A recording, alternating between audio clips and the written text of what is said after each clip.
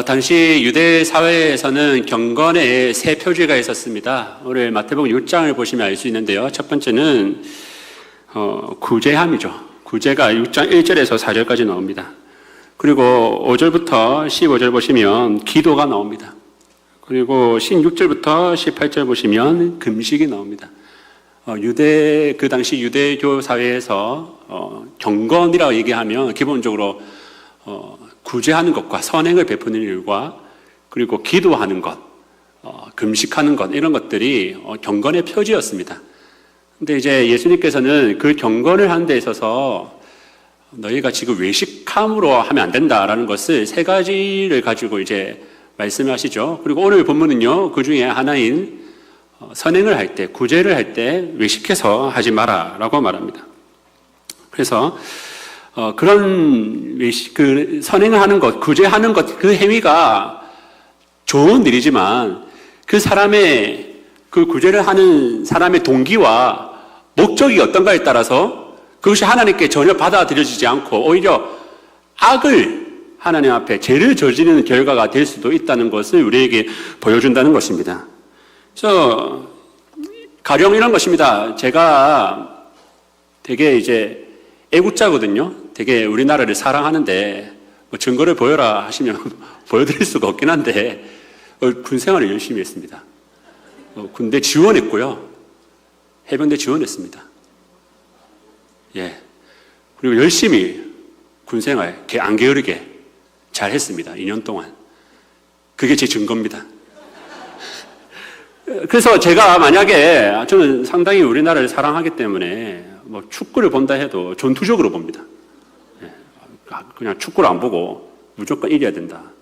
막 기도도 하고 이기게 해달라고. 나라를 너무 사랑하는 사람입니다. 근데 그런 제가 일제시대 때 태어났다고 생각해 보십시오. 저는 교과서에 실렸을 겁니다. 아마 총을 들든지 포탄을 들든지 해가지고, 조선 촌독부에 있는 이제 나쁜, 그 당시 일본 사람한테 나빴죠. 그 당시에는. 제국주의 일본, 관료들을 향해서 제가 무슨 짓을 저질렀지 몰라요. 그러면 여러분, 교과서에서, 오늘날 교과서에 제 이름이 딱 하나 실리겠죠? 어쩌면 안중근 의사의 자리가 없을지도 모릅니다. 그 자리에 다 제 얼굴이 있으면서 뭐라 하겠습니까? 뭐라 가르치겠습니까? 이 권지훈이라는 사람, 대단한 애국자다.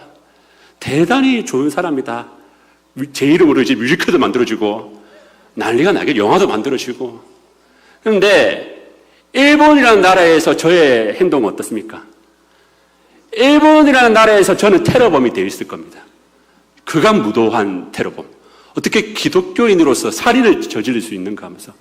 자기들 시각으로 나를 보면 엄청나게 악한 사람이 되어버리죠. 마찬가지로 그 사람이 어디에 속해 있는가에 따라서 그 공동체는 선행으로 생각하고 그 공동체는 올바른 일이라 생각하지만 다른 도성, 다른 나라의 입장에서 보면 그것은 아주 악행이 될 수가 있습니다. 그래서 교부 중에 어거스틴이라는 사람이 있는데 어거스틴이라는 사람은 모든 사람은 두 도성에 살고 있다고 말합니다. 두 도성에 살고 있는데 이 도성들은요, 어떠한 식으로 나라를 나누냐면, 도성을 나누냐면 사랑으로 나눕니다. 그래서 하나님을 사랑하는 사람은 천상도성, 천상도시, 하늘도시에 살고 있다. 하늘도시에 살고 있다라고 말하고, 자기를 사랑하는 사람은 세상도성에 살고 있다라고 말하면서 두 도성에 살고 있다는 거예요. 뭐가 나눠진다고요? 무엇을 사랑하는가에 따라서 그렇게 사는 방식이 완전히 다르다고 말하는 겁니다. 그래서 같은 선행을 해도요, 같은 착한 일을 해도요, 하나님의 도성에 사는 사람들이 착한 일을 하는 동기는 하나님 때문에 그렇습니다. 내가 이렇게 하시기를 하나님께서 원하신다. 나를 사랑하시는 하나님께서 이렇게 살기를 원하신다라고 하기 때문에 그렇게 살기 원합니다. 그렇게 선행하는 목적도 무엇입니까? 하나님께 영광을 돌리기 위한 목적으로 합니다. 밥 먹는 것도 마찬가지고 마시는 것도 마찬가지고 일을 하는 것도 오롯이 하나님께서 나를 이곳에 보내주셨다는 그 사명의식을 가지고요, 하나님을 기쁘시게 하기 위해서 일을 합니다. 모든 삶의 작동 원리가 다 하나님을 사랑하는 데 있습니다. 그런데 세상 동성에 살아가는 사람들은 달라요. 세상 동성에 살아가는 사람은 자기를 사랑하는 데 있습니다. 그래서 선행을 하는 동기가 무엇일까요? 자기가 뿌듯함을 느끼기 위해서, 자기가 높임을 받기 위해서, 아, 나는 이렇게 좋은 사람이구나 라는 것을 느끼기 위해서 선행을 하고요. 선행을 하고 나면 거기에 도취됩니다. 괜찮은 사람이야. 나는 정말 좋은 사람이야 라고 생각하고 또 이 선한 사람을 알리기를 원해요. 내가 이렇게 선한 일을 했는데 남들에게 자랑하고 싶다. 이 마음이 들끓습니다. 누군가가 나를 높여줬으면 좋겠다. 누군가가 나를 착한 사람을 받았으면 좋겠다 하면서 은근슬쩍 자신이 선행한 것을 대놓고 자랑하면 좀 그러니까 은근슬쩍 내가 이런 것을 한 적이 있었어. 뭐 내가 이렇게 살았는데 이런 식으로 자랑하기를 좋아합니다. 그 목적과 동기가 뭐라고요? 자기 높임입니다. 교만이죠. 그래서 하나님 나라에서 그 사람을 보기에는 어떻습니까? 같은 행위를 해도 그 마음의 동기와 목적이 악하기 때문에 오히려 하나님 앞에서는 죄를 쌓아 올리는 결과가 되더라는 겁니다. 그래서 선행을 한다는 그 자체가 중요한 게 아닙니다. 선행을 누구를 향해서 하는가가 되게 중요합니다. 그래서 자기를 위해서 선행을 하는 사람들은 자기 상을 이미 받았다라고 말합니다. 네 상을 이미 받았기 때문에 하나님께서 너에게 줄 것은 없다라고 이야기하는 것이죠. 여기서 외식하는 자의 그 헬라어 어원은 히포크리타인데 이거는 연극하는 자와 똑같습니다. 연극하는 자, 외식하는 자. 연극하는 자는요, 관객을 두고 하잖아요. 그 관객을 두면서 그 관객에게 보이기 위해서 연극을 합니다. 그걸 외식하는 자라고 이렇게 어원을 따는데 모든 사람들은요, 하나님 보시기에 하나님을 보여드리기 위해서, 하나님께 보여드리기 위해서, 내 삶을 하나님께 보여드리기 위해서 하나님 눈치 보며 사는 인생이 있거나 혹은 사람들에게 혹은 자기가 자기에게 잘 보이게 하려고 사는 인생이 딱 두 가지밖에 없다는 것입니다. 그래서 선행을 할 때는, 구제를 할 때에는 내 중심과 마음의 동기와 목적이 하나님께 있어야 온전한 행위가 된다는 것입니다. 그 동기와 목적이 없이 우리가 아무리 선행을 해봤자 우리가 높임을 받고자 하는 마음과 또 스스로 높이고 있다면 그것은 하나님 앞에 선행이 되지 못합니다. 여기서 2절에 보시면 너희 앞에 나팔을 불지 마라 라고 얘기하죠. 이 나팔은 그 당시에 사람들이 두 가지로 해석되는데 첫 번째는 야 내가 착한 일을 하고 있다, 내가 착한 일을 하고 있다라고 알려주는 식으로 나팔을 불렀다라는 말도 있고 또 가난한 자들과 또 도움이 필요한 자들에게 나오게 하기 위해서 나팔을 불 테니까 내 도움이 필요한 사람들 나와라 라는 식으로 나팔을 불렀다는 말도 있습니다. 근데 칼빈은요, 두 개 다 문제라고 얘기합니다. 설사 후자라 할지라도 가난한 자들을 모으기 위해서 나팔을 분다 할지라도 그 마음 가운데서는 자기를 자랑하고자 하는 마음이 반드시 있다. 그 사람의 마음 가운데 악함이 반드시 있기 때문에 항상 선행이라는 것은 사람을 관객으로 세우면 안 되고 하나님 앞에 관객을 세우면서 살아가야 된다라고 말하고 있는 것입니다. 그래서 선행이라는 것은 행위 자체가 중요한 게 아닙니다. 선행을 어떻게 합니까? 그 동기와 목적이 하나님 앞에 분명히 있어야 된다라는 것을 이야기하는 것이죠. 그러면 그 선행을 어떻게 해야 되겠습니까? 구제라는 것은 이제 그 원어를 보면 자비에 가깝습니다. 자비와 긍휼.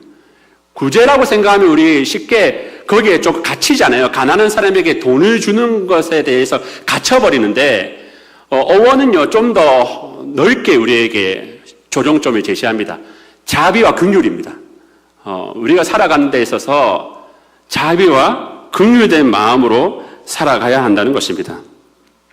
그래서 이런 자비와 긍휼을 언제 해야 되느냐, 어느 때 해야 되느냐? 이 당시에 유대인들은 어떻게 이해했다고요? 자비와, 그러니까 구제를 하는 것과 기도를 하는 것과 금식하는 행위가 경건의 행위라고 생각했습니다. 이렇게 하면 하나님께 더 인정을 받고 하나님께서 더 기뻐하시는 자로 산다고 생각했습니다. 그런데 그런 칭찬과 그런 사람을 보여주기 위해서 자꾸 회당 앞에서 사람들에게 보여주는 데 앞에서 구제하고 기도하고 금식했다는 것입니다. 자기가 이렇게 하고 있다. 난 이렇게 경건한 사람이다.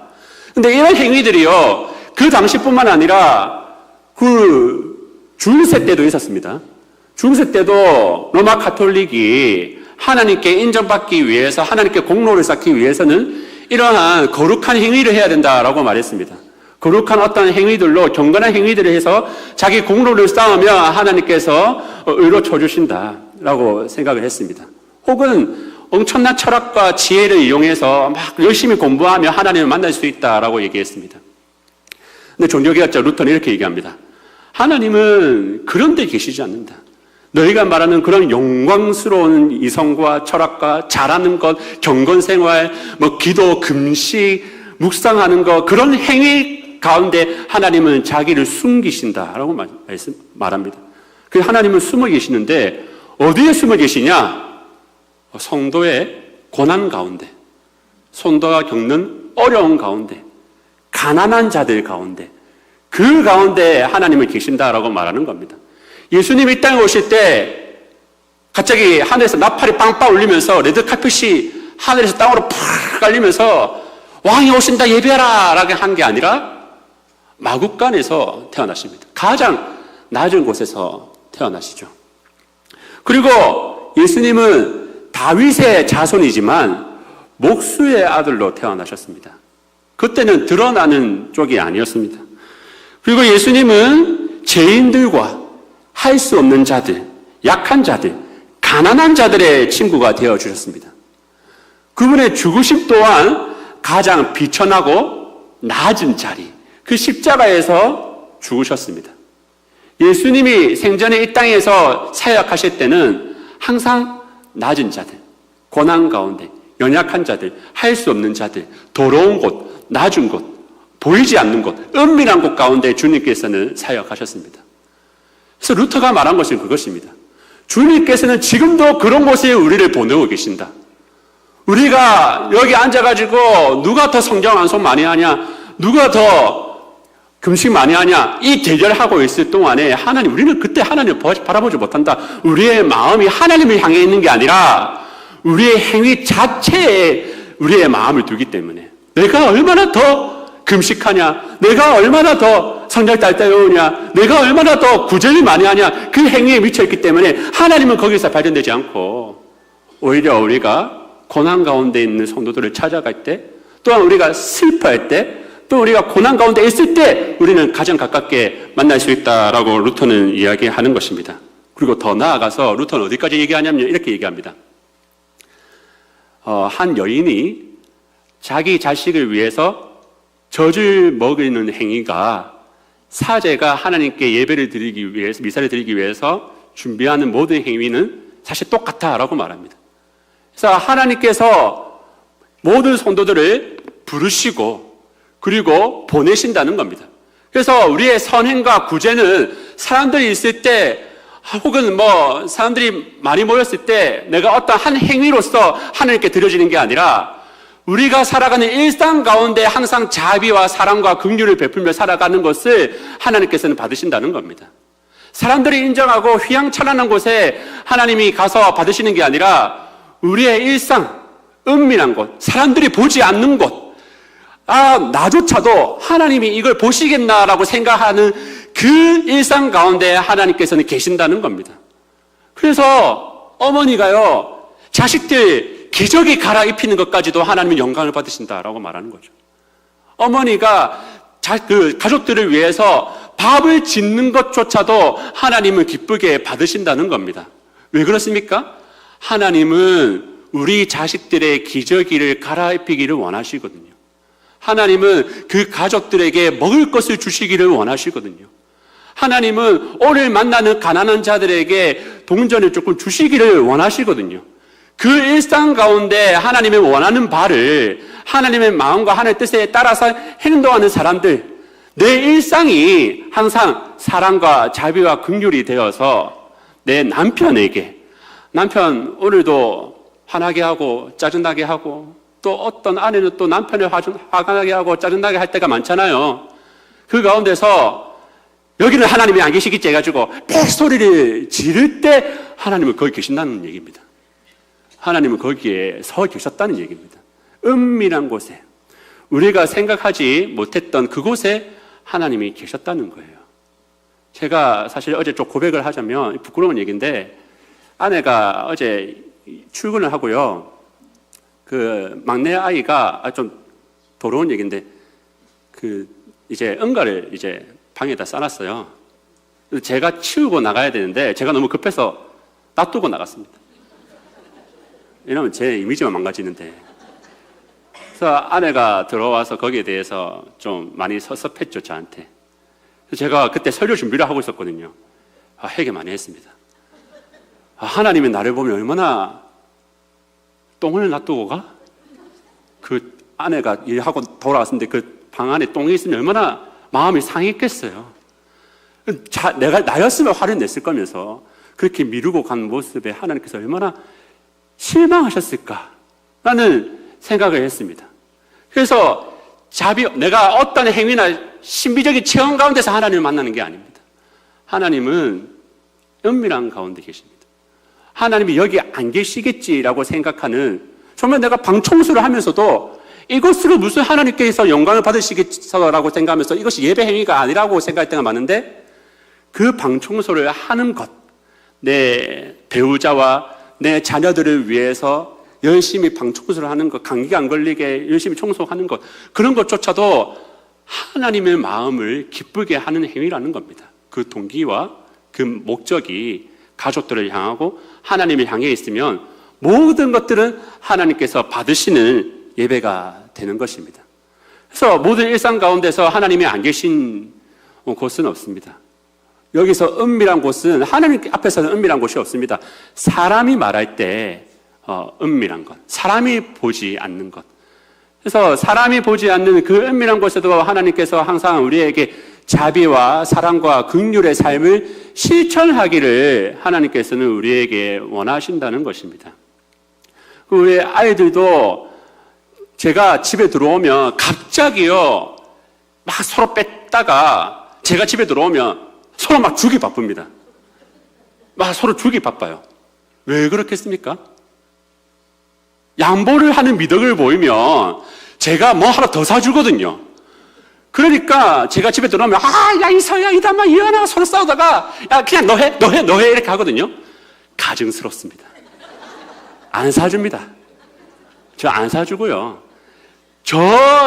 저란 사람도 그게 보이는데, 하나님께서 우리의 마음 안 보시겠습니까? 하나님께서 우리의 중심을 안 보시겠습니까? 그래서 우리의 모든 삶의 목적이 하나님을 향한 영광으로 바뀌지 않으면, 우리가 그 도성에 살고 있지 않으면 어쩌다 한 번씩 행하는 그런 구제들은 정말 하나님께 받아들여질까라는 심각한 고민을 한 번씩 해봐야 한다는 겁니다. 내 삶이 하나님께, 내 삶의 동작이 정말 나를 위해서 내가 잘 먹고 잘 살고자 하는 것인가, 아니면 하나님께서 나를 여기에 보내셨다, 나를 한 아내의 남편으로, 한 남편의 아내로, 또 이 직장 가운데서 내가 이 일을 하도록 하나님께서 보내셨다, 내가 이 일을 하는 데 있어서 얼마나 많은 사람들이 또 내가 하는 것을 통해서 불평과 또 감사가 나올 수 있잖아요. 저희 어머니가 일하는 일이 선바이저 그 캡 끼우는 일인데요, 제가 한 번씩 집에 가서 어머니 일하는 데 가서 같이 도와줍니다. 선바이저 만드는 걸 도와드립니다. 그런데 거기 보면 조금 더러운 게 한 번씩 있거든요. 그걸 이제 하나하나 다 닦고 하면 단가가, 빨리 해야 단가가 오른다 아닙니까? 닦으면 빨리 못해서 단가가 안 맞아요. 시급이 안 나온단 말입니다. 대충 하면, 파파파파파 하면 돈을 많이 벌 수 있어요. 그런데 저는 목사잖아요. 어떻게 하겠습니까? 하나하나 물파스로 다 닦습니다. 왜요? 그걸 바다 세 차례 딱 샀는데 선바이저에 검은 색깔 묻어 있으면 마음 상하잖아요. 새 거 샀는데. 그렇게 하지 말라고. 나를 통해서 사람들이 기분 좋고, 사람들이, 하나님께서 많은 사람들에게 기쁨을 주기 위해서 나를 이곳에 불렀는데 내 돈 더 빨리 10원, 20원 더 모을 거라고 그거 안 주고 하는 게 아니라, 이것마저 나에게, 이것을 사람들에게 주라고 나를 보내셨구나라는 그런 사명의식을 가지고 하루하루 살아가는 사람들, 그 선바이저에 있는 더러운 거 물파스로 닦는 행위가 자비라고요. 그게 선행인 것입니다. 그건 아무도 안 봐요. 저만 봅니다. 우리 엄마도 안 보여줍니다. 우리 엄마도 자랑 안 해요. 엄마 나 물퍼서 닦았어 하면서. 그건 아무도 못 보는데 하나님은 보신다는 겁니다. 우리가 살아가면서 살아가는 데 있어서 하나님 말씀대로 살아가려고 하고 하나님 말씀대로 참고 하나님 말씀대로 손해보는 거, 그거 아무도 안 보는 은밀한 가운데 해야 한다 할지라도 하나님은 그것을 고스란히 받고 계신다고요. 우리가 그것을 내 것으로 받고 사람들에게 자랑하는 순간 그것은 하나님 것이 아닙니다. 그것은 하나님 것을 가로채는 것이죠. 그래서 우리의 삶의 태도는 항상 달라져야 됩니다. 저도 오늘 말씀을 준비하면서 언젠가 방 청소와 설거지를 언젠가 하루는 제가 한 달 전에 싹 해놓고 아내에게 자랑하지 않으리라 그렇게 결단했습니다. 근데 언제 될지는 모르겠어요. 근데 이제 우리가 반드시 기억해야 될 것은 무엇입니까? 4절에 보시면 은밀한 중에 보시는 너희 아버지께서 갚으시겠다라고 하십니다.